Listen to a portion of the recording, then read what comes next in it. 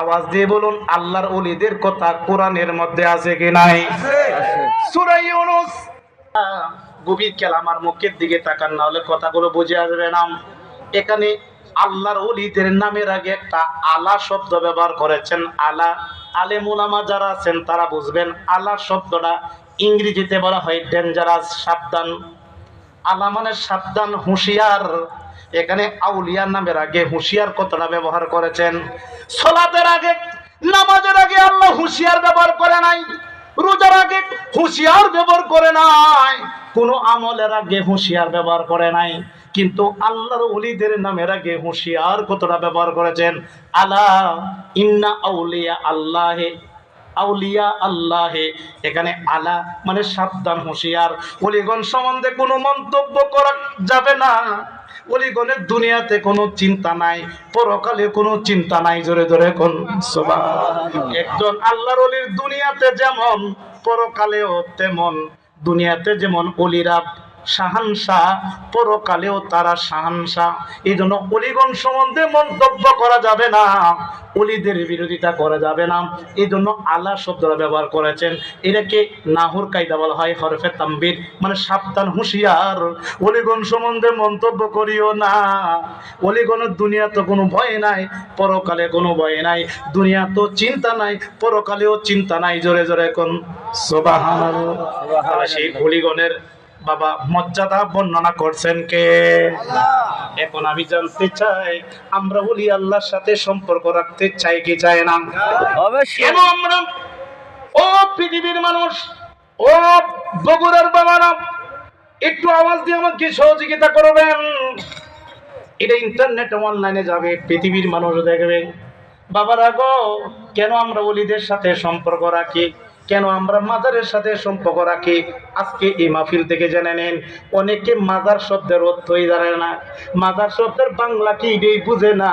মাজার শব্দটা হলো ফার্সি। এই মাজার শব্দের বাংলা হলো জিয়ারতের স্থান। জোরে জোরে কোন সুবহানাল্লাহ। মাজার শব্দের অর্থ কি? জিয়ারতের। তাহলে কি মাজা কি পূজা করার স্থান না জিয়ারতের স্থান? জিয়ারত স্থান। আমরা সুন্নিরা কি মাজারে গিয়ে পূজা করি না জিয়ারত করি? জিয়ারত করি। জিয়ারত করি। এখন তাহলে মাজার শব্দের বাংলাই হলো জিয়ারতের স্থান। আমার নবী বলছেন, তোমরা বেশি বেশি কবর জিয়ারত করো, কারণ কবর জিয়ারত করলে কবরের কথা স্মরণ হয়। সুবহানাল্লাহ। শুধু তা নয়, আমরা সুন্নিরা কেন মাজারে যাই? মাজারে গেলে রহমত পাওয়া যায়। সুবহানাল্লাহ বলুন। মাজারে গেলে বরকত পাওয়া যায়। মাজারে গেলে আল্লাহর ওলির রুহানি তাওয়াজ্জু ফয়েজ পাওয়া যায়। এমন কি মাজারে গিয়া দোয়া করলে এ দোয়া কবুল হইয়া যায়। সুবহানাল্লাহ। বলতে পারেন হুজুর, ও কিশোরগঞ্জের হাবিবুর রহমান রিজভী হুজুর, আজকে বগুড়ার দনুট থানাতে এক দিরসার মাজারের উরুস মোবারকে যে বললেন যে ওলি আল্লাহর মাজারে গিয়ে দোয়া করলে এ দোয়া দ্রুত গতিতে কবুল হয়, দলিল আসেনি? হ্যাঁ, সুন্নি আলেমরা দলিল ছাড়া কথা বলে না। ওই যে বাবা কিতাবটা দেখছেন, এই কিতাবটার নাম হলো রুদ্দুল মুহতার ফতোয়ায়ে শামী। সুবহানাল্লাহ বলুন বাবা। রুদ্দুল মুহতার ফতোয়ায়ে শামী কিতাবটার দাম এখানে 13 খণ্ড সমাপ্ত। রুদ্দুল মুহতার ফতোয়ায়ে শামী পৃথিবীর মধ্যে সবচেয়ে বড় ফতোয়ার কিতাব। পৃথিবীতে যত মুফতি আছে তালাকের মাসলা কিতাব থেকে দেয়, যত বড় বড় চূড়ান্ত মাসালা এই কিতাব থেকে সমাধান করে। রুদ্দুল মুহতার ফতোয়ায়ে শামী, এই ফতোয়ায়ে শামী জিলদে আওয়াল মানে প্রথম খণ্ড। জোরে কোন কত খণ্ড? প্রথম খণ্ড। প্রথম খণ্ডের মধ্যে কি লেখে বাবা দেখেন। প্রথম খণ্ডের পৃষ্ঠা নাম্বার 149। জোরে বলুন কত? 149 পৃষ্ঠার মধ্যে বাবা ফতোয়ায়ে শামী আল্লামা শামী রহমাতুল্লাহ একটা কোল তুলে ধরেছেন। এই কোলটা আমি আপনাদের সামনে বর্ণনা করছি। দেখেন দাগাইল আছে, এই যে সামনে যারা আছেন, কি বলেন দাগাইল আছে? এই জায়গা দাগাইল আছে? দাগাইল দেখেন বাবা, আমি দাগাইলটা পড়ি শুনেন। ইমাম শাফি রহমাতুল্লাহ আলাইহি, ইমাম শাফি কবির জ্ঞান। শাফি রহমাতুল্লাহর নাম শুনেন নাই বাবা? আমরা কি মাযহাব মানে কি মানি না? মানি। আমরা কি মাযহাবের পক্ষে আছে কি না? আমাদের মাযহাবের নাম কি? হানাফি মাযহাব। ধরে বলেন কি মাযহাব? হানাফি মাযহাব। হানাফি, শাফি, মালিকি, হাম্বলি, কয়টা মাযহাব? 4 মাযহাব। 4টা মাযহাব মানা হলো ওয়াজিব, কিন্তু অনুসরণ করতে হবে একটাকে। কথা ঠিক না? ঠিক। এই শাফি ইমাম শাফি রহমাতুল্লাহ আলাইহি উনি একজন মাযহাবের ইমাম, কোটি কোটি মানুষ ওনার অনুসরণ করে। ইমাম শাফি একজন আল্লাহর ওলি। উনি কি বলেন বাবা শুনেন, ক্বালা ইন্নী লা আতাবাররাকা বিআবি হানিফা ওয়া আজিদু ইলাল কবর। ইমাম শাফি কয় আমি আবু হানিফার মাজার থেকে বরকত হাসিল করি। সুবহানাল্লাহ। এই দলিল থেকে প্রমাণিত হয় ওলি আল্লাহর দরবারে গেলে বরকত পাওয়া যায়। সুবহানাল্লাহ বলেন না বাবা? সুবহানাল্লাহ। এরপরে বাবা কি দেখেন বাবা, দেখুন বরকত হাসিল করি ইলা ফাইজা আরাদাত লি হাজ্জাত। ইমাম শাফি কয় উনি আওলাদ রাসূল, আল্লাহর ওলি। ইমাম শাফি বলেন ইদা ফাইজা আরাদাত লি হাজ্জাত, যখন আমার মধ্যে কোনো মুসিবত আসে, আমার মধ্যে যদি কোনো বিপদ আসে গো, আমার মধ্যে যদি কোনো মুসিবত আসে, আমি কি করি? চলে যাই আবু হানিফার মাজারে। সুবহানাল্লাহ বলেন বাবা? ইমাম শাফি কয় যখন আমার মধ্যে মুসিবত আসে, আমার মধ্যে বিপদ আসে, তখন আমি তাৎক্ষণিক চলে যাই আবু হানিফা রহমাতুল্লাহর মাজারে। মাজারে গিয়ে কি করি? সল্লাইতু রাকাতাইনি, উনির মাজারে গিয়ে আমি 2 রাকাত নফল নামাজ পড়ি। 2 রাকাত নফল নামাজ পড়ে ওয়াসালতুল্লাহি তাআলা, তখন আমি আল্লাহর কাছে প্রার্থনা করি, দোয়া করি। দোয়া করার পরে ফাতাকদিউ সারিয়ান, সাথে সাথে আমার মনোবাঞ্ছা পূরণ হইয়া যায়। সুবহানাল্লাহ। মানে আমার মুসিবত দূর হইয়া যায়। তাহলে এই কোল থেকে কি প্রমাণিত হইল? আল্লাহর ওলির দরবারে কেউ যদি মুসিবতের মধ্যে পড়িয়া, বড় রোগগ্রান্তের মধ্যে পড়িয়া, বড় বিপদের মধ্যে পড়ি, ওলি আল্লাহর মাজারে গিয়া যদি 2 রাকাত নফল নামাজ পড়িয়া আল্লাহর কাছে বাবা কোনো কিছু চায়, সাথে সাথে পেয়ে যায় এবং তার মনের বাসনা আল্লাহ কবুল করে দেন। সুবহানাল্লাহ। এই দলিল থেকে কি প্রমাণিত হইল? ওলি আল্লাহর মাজারে গিয়ে দোয়া করলে এই দোয়া দ্রুত গতিতে কবুল হয়ে যায়। সুবহানাল্লাহ বলেন বাবা? সুবহানাল্লাহ। তাহলে কি আমরা ওলি আল্লাহর মাজারের সাথে সম্পর্ক রাখতে চাই কি চাই না? রাখতে চাই। আসতে পারে হুজুর মাজারের সাথে কেন সম্পর্ক রাখবো? মাজারের সাথে এই কারণে সম্পর্ক রাখবেন, কারণ মাজারের মধ্যে একজন আল্লাহর ওলি শাহিদ আছেন। কথা ঠিক না বেঠিক? কি বলেন? সাধারণ মানুষ আর ওলিগণের মধ্যে পার্থক্য আছে কি নাই? কারামত আউলিয়া হাক্কুন, ওলি আল্লাহর কারামত সত্য। ওলিরা হইল আল্লাহর বন্ধু। আল্লাহর বন্ধুর কাছে এই কারণে যাবেন গো, যিনি সমগ্র পৃথিবীর মাওলানাদের, সকল মাওলানাদের গুরু, যার নাম মাওলানা জালালউদ্দিন রুমি রহমাতুল্লাহ আলাইহি। উনি একটা মুস্তফি শরীফ লেখছেন, কোরআনের মধ্যে যাহা আছে সব ভেদ তত্ত্ব এই মুস্তফির মধ্যে তুলে ধরেছেন। এই মুস্তফির মধ্যে লেখছে তোমরা কেন মাজারে যাবে, তোমরা কেন মাজারে কে বসবে? শোনো, এক জামানা সহবতে বা আউলিয়া বেতরে আসলে তার বেরিয়া।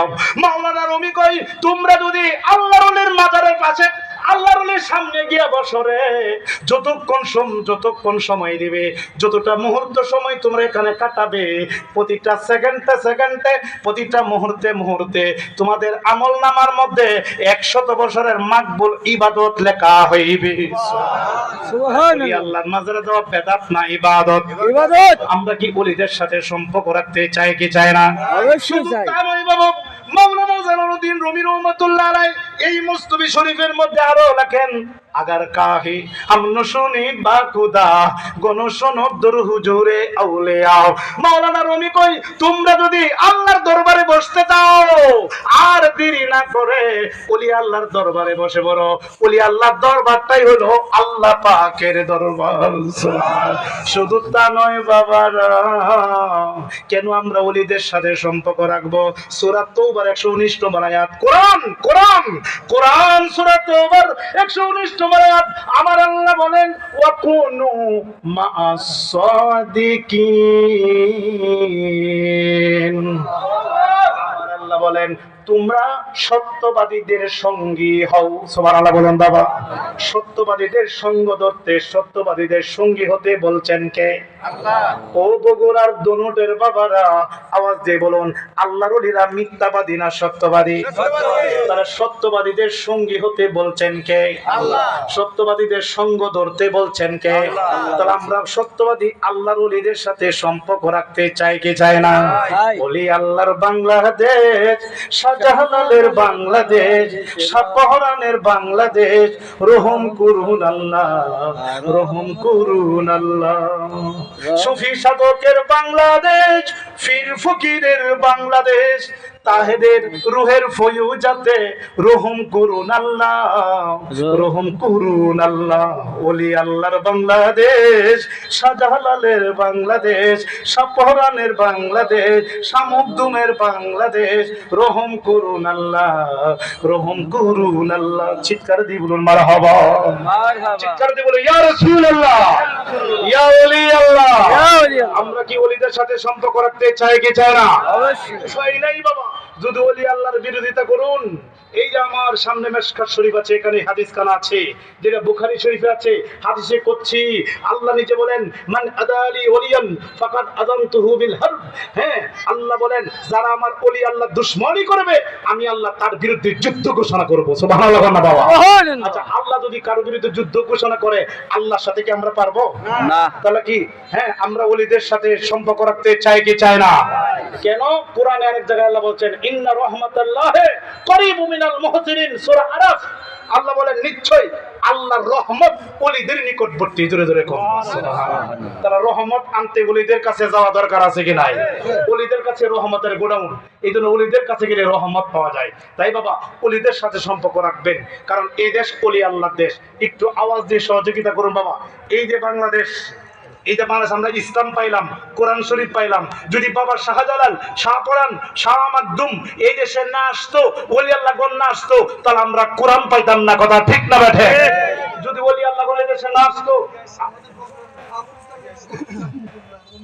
হ্যাঁ, যদি শাহ সুলতান বলি কি রহমতুল্লাহ নাই যদি এই অঞ্চলে না আসতো, আমরা কিন্তু ইসলাম পাইতাম না। কথা ঠিক না বেঠে? তাহলে কি আমরা, হ্যাঁ বাবা একটু আগে আগে বসুন, একটু আগে আগে বসুন, একটু জিকির করে আল্লাহ আল্লাহ আল্লাহ। আগে আগে আগে না আল্লাহ, আর আগে আল্লাহ আল জোরে আল্লাহ আল্লাহ আল্লাহ আল্লাহ আল্লাহ। আরে কেউ রে বানাইনা সফিউল্লাহ, কেউ রে বানাইনা খলিলুল্লাহ, কেউ রে বানাইনা সফিউল্লাহ, কেউ রে বানাইনা খলিলুল্লাহ, কেউ রে বানাইনা কালিমুল্লাহ, কেউ রে বানাইনা কালিমুল্লাহ। আমার নবী হাবিবুল্লাহ আল্লাহ আল্লাহ আল্লাহ আল্লাহ। আগে বসেন আল্লাহ আল্লাহ, এই কথা কোন ধরে ও আল্লাহ আল্লাহ আল্লাহ আল্লাহ আল্লাহ আল্লাহ আল্লাহ। আরে নবী আমার জানের জান, আহ নবী আমার প্রাণের প্রাণ, বল নবী আমার জানের জান, আহ নবী আমার প্রাণের প্রাণ। দুই নয়নে দেখিলের পরে, দুই নয়নে দেখিলের পরে দোজক হইয়া যায় হারাম। আমি আল্লাহ আল্লাহ আল্লাহ আল্লাহ আল্লাহ আল্লাহ আল্লাহ আল্লাহ আল্লাহ আল্লাহ আল্লাহ। আরে বুকের ভিতর যন্ত্রণা নবী তুমি সারা কেউ জানে না, আহ বুকের ভিতর যন্ত্রণা নবী তুমি সারা কেউ জানে না। কবে যাব তোমার কাছে, কবে যাব তোমার কাছে, স্বপ্নে এসে বলো না আল্লাহ আল্লাহ আল্লাহ আল্লাহ আল্লাহ আল্লাহ আল্লাহ আল্লাহ আল্লাহ আল্লাহ আল্লাহ আল্লাহ আল্লাহ আল্লাহ আল্লাহ আল্লাহ। লা ইলাহা ইল্লাল্লাহু মুহাম্মাদুর রাসূলুল্লাহ। বারবার আপনারা দেখছেন আমি নবীজি মহব্বতে যখন নবীর নাম আসতেছে মুহাম্মদ রাসূলুল্লাহ প্রভু সাল্লাল্লাহু আলাইহি ওয়াসাল্লাম, পরে কিন্তু একটা দোয়া পড়ে আমি বারবার চুমু দিচ্ছি, কুররাতু আইনি বিকা ইয়া রাসূলুল্লাহ। এটা পরে বিদ্যাঙ্গুলি চুমু দিচ্ছি এবং চোখে মাসেহ করছি। কেন করছি? এটা অনেকে আপনারা করছেন না, কারণ আপনার এলাকায় এই আলেমরা এটা আপনাদেরকে জানাইছে না, এই জন্য আপনারা করেন না। আজকে আমি কিতাব দেখে জানিয়ে যাব, এই আমলটা করবেন। এটা আমি বারবার নবীজির নাম নিয়ে বিদ্যাঙ্গুলি চুমুকাচ্ছি, এটা নবীর মহব্বত, নবীর তাজিম। আমি জানতে চাই এখানে যারা বসছেন আমরা কি নবীর মহব্বত, নবীর তাজিম করতে চাই কি চাই না? নবীর তাজিম করলে কি লাভ দেখেন। ওই যে কিতাবটার নাম রুদ্দুল মুহতার। রুদ্দুল মুহতার, যদি কোনো আলেম থাকো এই মুহূর্তে মঞ্চে আসো, কালকে গীবত গাইবা না। আমি কিতাব নিয়ে আসছি, যদি আমি বলে থাকি আমাকে সংশোধন করবা, নতবা তুমি সংশোধন হয়ে যাবা। কথা ঠিক না ঠিক? এই রুদ্দুল মুহদ্দার ফতোয়া স্বামী, ফতোয়া স্বামীর পৃষ্ঠা নাম্বার, এটা খণ্ড কত? ফতোয়া স্বামী, ফতোয়া স্বামী দ্বিতীয় খণ্ড মনে হয়। হ্যাঁ, ফতোয়া স্বামী জিলদে সানি, জিলদে সানি দ্বিতীয় খণ্ড। সবাই গভীর খেয়াল, সরাসরি আমি কিন্তু আলোচনা যাচ্ছি, আমি আলোচনা করছি, দলিলও দেখাচ্ছি। আমরা কেন বিদ্যাঙ্গুলো চমকাই, এটা দলিল নাকি এরা পায় না। তারা বলে ও শুনলে আমরা বারবার নবীজির মহব্বতে বিদ্যাঙ্গুলো চমকায়, আমরা এত লেখাপড়া করলাম, আমরা তো দলিল হইলাম না। এরপরে দলিল হইবে কি করে? কিতাব তো লাগবো, নামের আগে মুক্তি লাগাও। ঘরে তো ফতোয়ার কিতাব নাই। ফতোয়া স্বামী, ফতোয়া বাহার রায়ক, ফতোয়া কাজীগান, ফতোয়া স্বামী, ফতোয়া মারা কেউ ভালা, হ্যাঁ, এগুলি তো রুদ্দুল মুহদ্দার, রুদ্দুল মুক্তার, এগুলি তো তোমাদের ঘরে নাই। মুক্তি লাগায় রাখছো নামের আগে, একটা ফতোয়ার কিতাব নাই। জানবা করতে কি? কিতাব তো কিনতে হবে। কিতাব কিনতে কিনতে 10 লক্ষ টাকার কিতাব কিনেছি, এখনো মনে করি ইসলামের কিছুই জানি না। কিতাব যদি না পড়ো তুমি জানবা করতে কি বলেন বাবা? তুমি জানা না দিকিয়া ইসলামে নাই, এ কথা কি বলা যাবে? তোমার কাছে কিতাব নাই, তুমি পাও নাই। এই তোমাদেরকে দেখায় যায়, ইন্টারনেটে যাবে, যারা বলো বিদ্যাঙ্গুলে চুমা খাওয়ার দলিল পাও না, আমি চ্যালেঞ্জ করে দলিল দেখলাম। রুদ্দুল মুহদ্দার ফতোয়া স্বামী, পৃথিবীর মধ্যে সবচেয়ে বড় ফতোয়ার কিতাব, 68 পৃষ্ঠা, জিলদে সানি মানে দ্বিতীয় খণ্ড, ফতোয়া স্বামী দ্বিতীয় খণ্ড, 68 পৃষ্ঠা। জোরে কোন কত পৃষ্ঠা? 68 পৃষ্ঠা। দেখা গেছে? দেখেন, দেখা গেছে লাল কালি যা দেখছেন? এই যে আছে আছে আছে আছে আছে আছে সবই আছে। আমি পড়ি, আপনারা শুনেন। আপনারা কি কষ্ট হয়েছে? না, আমাদেরকে দলিল ভিত্তিক আলোচনা শোনা দরকার আছে কি? আছে আছে। এখানে দলিল ভিত্তিক আলোচনা শুনেন। এখানে ইস্তাহাবু আইয়াকুলু ইনদা সামাইল উলা মিনা শাহাদাতি সাল্লাল্লাহু আলাইহি ইয়া রাসূলুল্লাহ। ইমাম শামী রাহমাতুল্লাহ আলাইহি এই কোটটা তুলে ধরেছেন। ইনি বলতেছেন মুস্তাহাব হচ্ছে উলা মিন শাহাদাতি, যখন শাহাদাতি বাক্য শুনবে, আশহাদু না মুহাম্মদ রাসূলুল্লাহ যখন শুনবে, তখন পড়বে সাল্লাল্লাহু আলাইহি ইয়া রাসূলুল্লাহ। সুবহানাল্লাহ বলতেন না বাবা?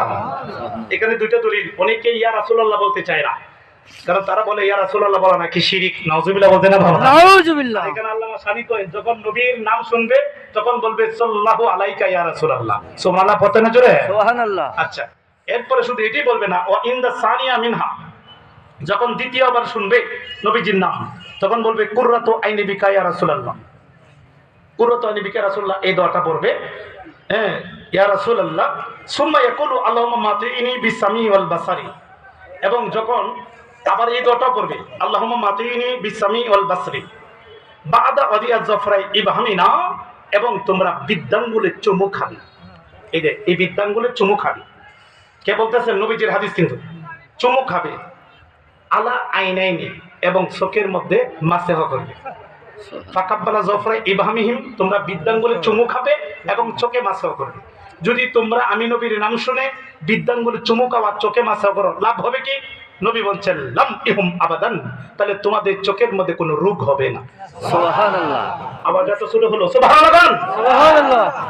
শুধু রোগ তো হবে না, নাই ফাইন্না আলাইহিস সালাম নবী আরো বলেন ফাইদালাতুন ইলা জান্নাত, যদি এই আমলটা নিয়মিত করো তাহলে আমি নবীর পিছনে পিছনে জান্নাতে চলে যাবে। সুবহানাল্লাহ। আমরা আজকে থেকে নবীর মহব্বতে বিদ্যাঙ্গুলি চুমু দিতে চাই কি চাই না? চাই। কে চাই? হাত তুলে দেখায়। নারে তাকবীর, আল্লাহু আকবার, নারে রিসালাত, নারে রিসালাত, সবাই বলে মারহাবা, মারহাবা। আপনার কি কষ্ট হচ্ছে? না, সবার চেহারার মধ্যে একটা হাসি হাসি ভাব, খুশি খুশি ভাব দেখা যাচ্ছে। এর কারণ কি জানেন?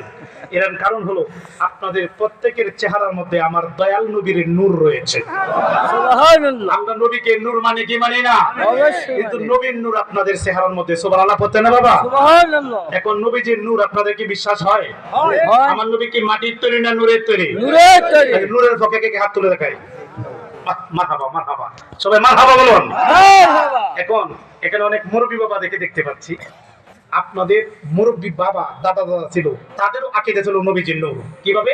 তাদের একটা দুরূদ যদি আমরা উপর দিকে টান দেই, তাহলে দেখা যাবে তার বিশ্বাসটা কি ছিল। কি এটা পড়তো? হাসবে রাব্বে জাল্লাল্লাহ আহমা ফি কলবি গায়রুল্লাহ, পড়ুন হাসবে রাব্বে জাল্লাল্লাহ আহমা ফি কলবি গায়রুল্লাহ, হায় হায় নূর মুহাম্মদ সাল্লাল্লাহ লা ইলাহা ইল্লাল্লাহ। রাহেন এগুলো আমাদের মুরব্বীরা দরুদ, কথা ঠিক না বেটে? কি বলতো? হাসবি রাব্বি জাল্লাল্লাহ মাফি কলবি গায়রুল্লাহ নূর মুহাম্মদ সাল্লাল্লাহু লা ইলাহা ইল্লাল্লাহ। মানে মুহাম্মদ সাল্লাল্লাহু তাআলা নূর মুহাম্মদ, নূর মুহাম্মদ আমাদের আগের আকাবিদের আকীদা হলো নবী হলো নূরে মুজাসসাম। চিৎকার দেখো সুবহানাল্লাহ। এই দেখতে কিতাব ইন্টারনেটে যাবে, দেখেন যদি আলেম ওলামা থাকেন চ্যালেঞ্জ করলাম, যদি না থাকে জিব্বাটা কেটে ফেলবো, আর যদি থাকে মেনে নেবেন। এই যে আমি কিতাব নিয়ে আছি, একটা কথা দলিল ছাড়া বলছি না। চ্যালেঞ্জের মোকাবেলা শুধু এখানে না, ইন্ডিয়াতেও এইভাবে বলি। চ্যালেঞ্জের মোকাবেলা আমরা সুন্নি আলেমরা একটা কথাও দলিল ছাড়া কথা বলি না, কথা ঠিক না বেটে? এই যে কিতাবের নাম নসরেত তিব, কিতাবটা এটা ভারতের ইন্ডিয়ার দেওবন্দ থেকে আনা হয়েছে। কিতাবটা কিন্তু উর্দু, কিতাবটা কিন্তু আমাদের না, তাদের যারা ওয়াহাবিজমে আছে তাদের। ঠিক আছে, যাদের মাথা টাচ মনে করে যাকে, তার নাম আশরাফ আলী থানভী, তাকে আমরা মানি না। তার আকীদার মধ্যে কিছু গলত আছে, তবে এখানে একটা জিনিস উনি সঠিক তুলে ধরছেন, আকীদার ব্যাপারে উনি সঠিক কথা তুলে ধরছেন, এই জন্য ওনাকে ধন্যবাদ। ওনার লেখা কিতাব আশরাফ আলী থানভীর নসরেত তিব যিকরুন নবী ওয়াল হাবিব সাল্লাল্লাহু আলাইহি সাল্লাম, কিতাবটা উর্দু। এই কিতাবের পৃষ্ঠা নাম্বার 25, জুড়ে বলুন কত? 25 পৃষ্ঠার মধ্যে এখানে উনি একটা ফসল তুলে ধরেছেন। হ্যাঁ, পহলে ফসল মানে প্রথম অধ্যায় নূরে মুহাম্মদ সাল্লাল্লাহু আলাইহি সাল্লামকে বয়ান লে। সুবহানাল্লাহ বলেন বাবা, সুবহানাল্লাহ। নূরে মুহাম্মদ সাল্লাল্লাহু আলাইহি সাল্লামকে বয়ান লে, অর্থাৎ নূরে মুহাম্মদ সাল্লাল্লাহু আলাইহি সাল্লামের বয়ান। আপনার কি কষ্ট হচ্ছে? না। কি লেখছে জানেন? পহলের বয়ান, সরাসরি দলিল উপস্থাপন করছে আপনাদের সামনে, কালকে যেন বুক ফুলিয়ে কথা বলতে পারেন। পহলে রওয়ায়াত হযরত জাবের ইবনে আব্দুল্লাহ আনসারী রাদিয়াল্লাহু তাআলা नु फरमाया है मैंने রাসূলুল্লাহ সাল্লাল্লাহু আলাইহি ওয়াসাল্লাম আরজ किया। হযরত জাবের ইবনে আব্দুল্লাহ রাদিয়াল্লাহু তাআলা नु নবীজির সামনে আরজ করলেন। কি আরজ করলেন? मेरे माँ बाप आप कुर्बान हो, আমার আব্বা আম্মা আপনার কদমে উৎসর্গ হোক। আমি একটা কথা জানতে চাই। কি জানতে চাই? জানতে চাই अल्लाह ताला तमाम चीजों थी पहले चीजों पैदा किया। सुबहानाल्लाह বলেন বাবা, সুবহানাল্লাহ। জাবের ইবনে আব্দুল্লাহ বলেন, ইয়া রাসূলুল্লাহ, আমি আমার মা বাপ আপনার কদমে উৎসর্গ হোক। আমি একটা জিনিস জানতে চাই যে কি, সর্বপ্রথম আল্লাহ রাব্বুল আলামিন আল্লাহ কি সৃষ্টি করেছেন? সুবহানাল্লাহ বলেন বাবা। আর আমার নবী বলেন সাল্লাল্লাহু আলাইহি সাল্লাম ইরশাদ করেন, অর্থাৎ নবী সাল্লাল্লাহু আলাইহি সাল্লাম ইরশাদ করেন কি, ইয়া জাবের, হে জাবের, अल्लाह ताला ने तमाम चीजों से पहले तुम्हारे नबी के नूर पैदा किया है। सुभान সর্বপ্রথম আল্লাহ রাব্বুল আলামিন তোমার নবীর নূর আল্লাহ বানাইছে। সুবহানাল্লাহ। অর্থাৎ নবীর নূর, সর্বপ্রথম নবীর নূর আল্লাহ সৃষ্টি করেছেন। এরপরের পৃষ্ঠায় কি লেখেন দেখেন, পাঁচ রিওয়ায়াত মানে পঞ্চম রিওয়ায়াতের মধ্যে হচ্ছে मौला आली থেকে বর্ণিত, হযরত আলী রাদিয়াল্লাহু তাআলা रिवायत के ने फरमाया मैं आदम अलैहिस्सलाम के पैदा आहोर ने 14000 साल अपने की एक नूर रखता है। সুবহানাল্লাহ বলেন বাবা, সুবহানাল্লাহ। এখানে লেখা যে আমার নবী কখন থেকে নবী, আমার নবীকে আদম নবীকে সৃষ্টি করার, এই আসহাব আলী থানভী রাখেন, এইটা দেওবন্দীতে রাখাবে হাজার হাজার কোটি কোটি আলেমদের মাথার তাজ, যার নাম আসহাব আলী থানভী। উনার লেখা উর্দু কিতাব। উনি লিখতেছেন আমার নবী কখন থেকে নবী, 570 খ্রিস্টাব্দে 12 রবিউল আউয়াল তারিখে সুবহ সাদিকের সময় নবী আগমন করছেন। হ্যাঁ, অনেকে বলে নবী নাকি 40 বছর বয়সে নবী, এর আগে নবী ছিলেন না। আমাদের বিশ্বাস কি তাই? আমার নবী কি 40 বছর বয়সে নবী না এর আগে নবী? আসহাব আলী থানভী লেখেন আমার নবী কখন থেকে নবী, শুনো, এই যে ইটাকে একটা বললাম, উনি বলতেছেন আমার নবী আদম নবীকে বানানোর আরো 14000 বছর আগেই আল্লাহ নবীকে আল্লাহ নূর দিয়া নবী বানায়া রাখছে। সুবহানাল্লাহ। সুবহানাল্লাহ বলতেন না বাবা, সুবহানাল্লাহ। আপনারা কি নবী নূরের পক্ষে আছে কি নাই? এরপরে আরেকটা দলিল দিব, আপনার কি কষ্ট হবে? না। এই যে কিতাবটার নাম কি, মেশকাত। জোরে বলুন নাম কি? মেশকাতুল মাসাবিহ, মেশকাত শরীফ। এখানে অনেক আলেম ওলামা আছেন, অনেক শ্রোতাদের মধ্যে অনেক আলেম ওলামা আছেন, তারা টিপ মেরে এই কথাগুলো শুনতেছেন, চুপ মেরে শুনতেছেন। আমি তাদেরকে বলবো, ভাই সমাজের মধ্যে বিভ্রান্তি সৃষ্টি করবেন না। ওলির পাগল যারা, বেলায়েতের পাগল যারা, পীর মুর্শিদের পাগল যারা, তাদেরকে বাধা সৃষ্টি করবেন না। কারণ পীর মাশায়েখরা শরীয়ত এবং তরিকত হাকিকত মারফত 60 ধরনের ইবাদত করে থাকে, কথা ঠিক না বেঠিক? ঠিক। আলোচনা সামনে আসছে। এই কিতাবটার নাম মেশকাতুল মাসাবিহ। মেশকাতুল মাসাবিহ, মেশকাত শরীফ আজ থেকে প্রায় 1200 বছর আগের কিতাব। সুবহানাল্লাহ বলেন না? সুবহানাল্লাহ। কত বছর আগে? 1200 বছর আগের কিতাব। এখানে বাবা 404 পৃষ্ঠা। জোরে কোন কত পৃষ্ঠা? 404। ইন্ডিয়ান ছাপা যেটা, এটা 513 পৃষ্ঠা। এটা হলো এক কোম্পানির ছাপা, আর একটা হলো ইন্ডিয়ান ছাপা, যেটা সেটা হলো এটা মেশকাতই। তো এটা ছাপা হলো 513 পৃষ্ঠা। আমি হাদিসটা বর্ণনা করছি, দেখুন হাদিসে কি বলে। আপনাদেরকে আজকে আমি সব ক্লিয়ার করে যাব। এখানে দেখেন আমার দয়াল নবী বলতেছেন, দয়াল নবীর মা বলতেছেন, গভীর খেয়াল দেখেন কি বলেন।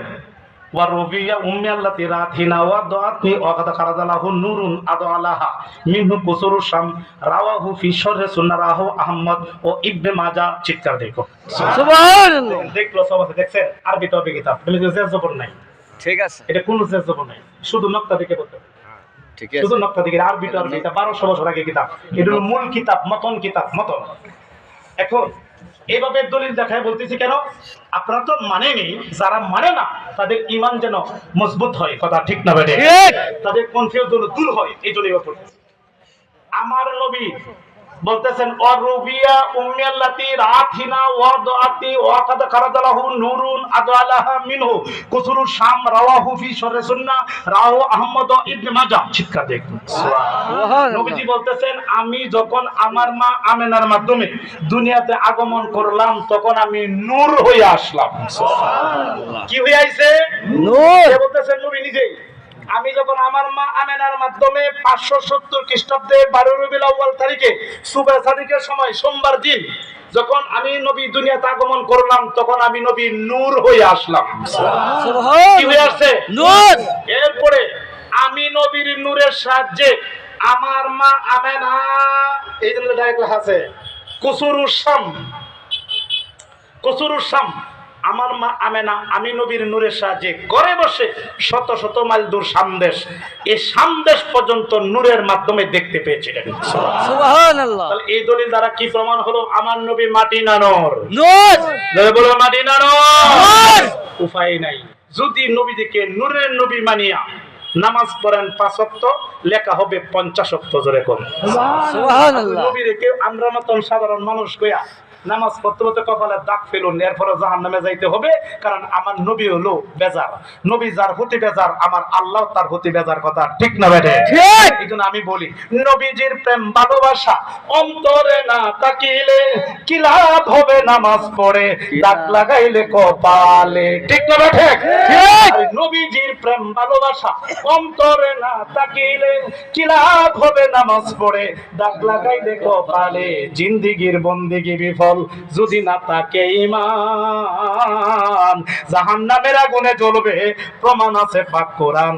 কাদ জাকুম মিনাল্লাহি নূর, নূর বলেছে পাক কোরআন খোদার জাতি, নূরের জ্যোতি নবীজি, বিশ্বাস করার নাম ঈমান। কাদ জাকুম মিনাল্লাহি নূর। চিৎকার দিয়ে বলুন মারহাবা, মারহাবা। আমার নবী নূর মানে কি মানে না মানে? এইজন্য বাবা নবীর আগে মানতে হবে, নবীরে ভালোবাসতে হবে। আপনি নবীরে ভালোবাসবেন না কেন? বুখারী শরীফ জিলদ আওয়ালের মধ্যে একটা অধ্যায় আছে, খুব